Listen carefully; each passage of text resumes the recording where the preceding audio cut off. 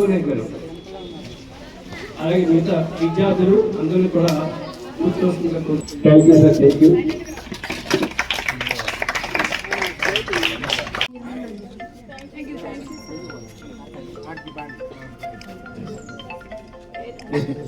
అఖిల,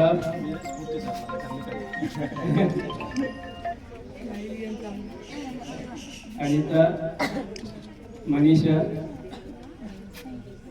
భారతి, యశ్వంతి,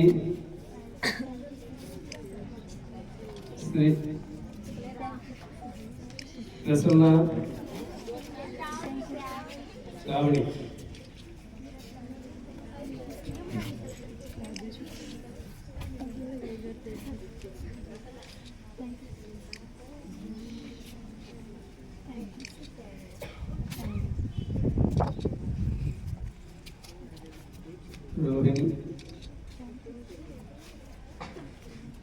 ఇప్పుడు విద్యార్థుల నుంచి సార్కి థ్యాంక్స్ చెప్తూ మాట్లాడుతుందిగా కోరుతున్నాను.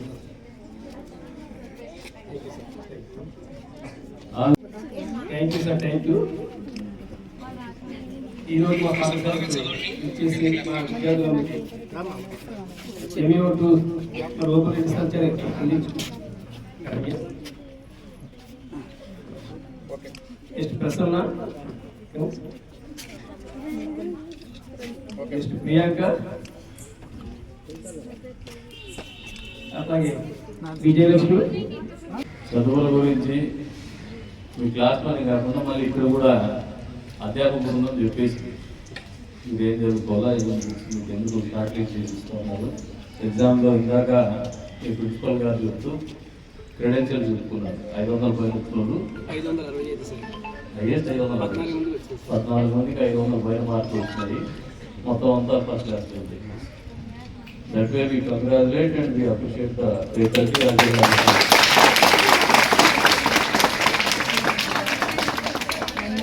ఈ రోజున సామాజిక స్పృహ కలిగినటువంటి వ్యక్తులు చాలా తక్కువ మంది ఉంటారు. నిజంగా అందరికీ ప్రతి మనిషిలో కూడా ఈరోజు మీరు పిల్లలు రేపు పొద్దున ఎదిగి ఏదో ఒక స్థాయికి పోతారు. ఈరోజు వీళ్ళు చేస్తున్నటువంటి కార్యక్రమాలు అనేది మీకు ఆదర్శంగా నిలవాలని చెప్పేసి కూడా గురించి చెప్తాం. ఎందుకంటే ఇవ్వడంలో కూడా give up, Joy of giving కూడా ఉంటుంది. చాలా మందికి లాక్కోవడంలోనే సంతోషం ఉంటుంది, కానీ 10 మందికి పంచడంలో కూడా ఒక ఆనందం ఉంటుంది. ఆ ఆనందాన్ని అనుభవిస్తే ఈ లాక్కోవడంలో ఉండేటువంటి ఆనందం మర్చిపోయేసి ఇవ్వడంలో ఆనందాన్ని ఎక్కువగా ఉంటుంది. ఇది జీవిత సత్యం. కాబట్టి దాన్ని ఎప్పుడు కూడా మీరు ఆదర్శంగా తీసుకుని అంతేకాకుండా don't confine to the bookish knowledge. పుస్తకాల్లో ఉండి ఎగ్జామ్స్ పాస్ అవ్వడమే మీకు ఉన్నటువంటి ప్రథమ లక్ష్యము, కర్తవ్యం ఉండొచ్చు. కానీ యు బీ స్ట్రీట్ స్మార్ట్. భవిష్యత్తులో సమాజంలో ఎట్లా బతకాలని సమాజాన్ని సునిశ్చితంగా కూడా గమనించండి. అంతేకాకుండా టెక్నాలజీ వచ్చే కొన్ని నెలల్లోనే, సంవత్సరాలు కూడా కాదు, మనందరి జీవితాల్లో టెక్నాలజీ ఇంతవరకు అడాప్ట్ అవుతూ ఇంజెక్ట్ అవుతూ వస్తుంది. కానీ ఒక విప్లవాత్మకమైనటువంటి మలుపు తీసుకోబోతోంది టెక్నాలజీ అనేది. వాస్తవానికి పిల్లలు కూడా గ్రహించుకోవాలా, అధ్యాపక బృందం కూడా గ్రహించుకోవాలి. I think we are all become irrelevant in the society once the revolution is emerged. మీరు అది కూడా కనుక్కోవాలి. పిల్లలు ఏదైనా ఫోన్లో కానీ సిస్టమ్ మీద కానీ అకామిడేట్ ఇక్కడే కాదు, అన్ని చోట్ల కూడా MAO గారు ఉన్నారు, టీచర్లు ఉన్నారు. వచ్చే రోజుల్లో 2 రకాలైనటువంటి అక్షరాస్యత, నిరాక్షరతని. అక్షరాస్యత అంటే చదువుకోవడము, నిరక్షరాస్యత అంటే చదువుకోలేకపోవడం. బట్ ఈ రెవల్యూషన్ ఏదైతే వస్తూ ఉందో టెక్నాలజీ, డిజిటల్ లిటరసీ, డిజిటల్ ఇల్లటరసీ అనే దానికి కూడా వచ్చేటువంటి పరిస్థితులు ఉంటాయి. కాబట్టి నెక్స్ట్ టైం అప్డేట్ మీరు ఎక్కడ కూడా సంకోచించచ్చు. విడిపోయేవాడు ఎక్కడున్నా విడిపోతారు. టెక్నాలజీతో వాడటం అనేది తెలియకపోవడం పోతే మాత్రము నిజంగా నిరాదరణ గురైపోతారు. సమాజంలో వెలివేసినటువంటి పరిస్థితి టెక్నాలజీ.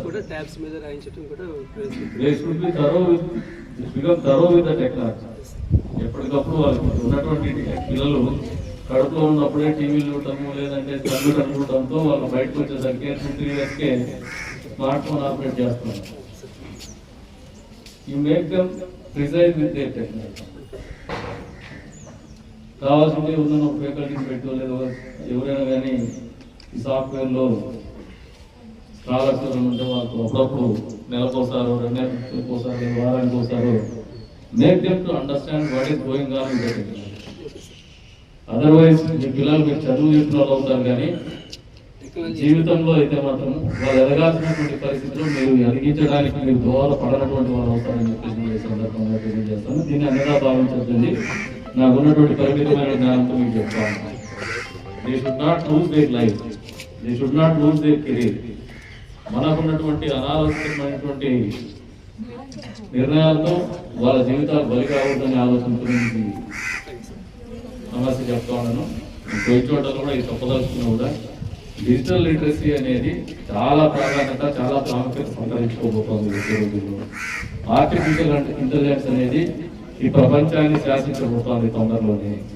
ఈ ఆర్టిఫిషియల్ ఇంటెలిజెన్స్ మీద కూడా పూర్తిగా అవగాహన తెచ్చుకోవాలని చెప్పేసి ఈ సందర్భంగా తెలియజేసుకుంటూ మరొకసారి రవికుమార్ గారిని మనస్ఫూర్తిగా అభినందిస్తాను.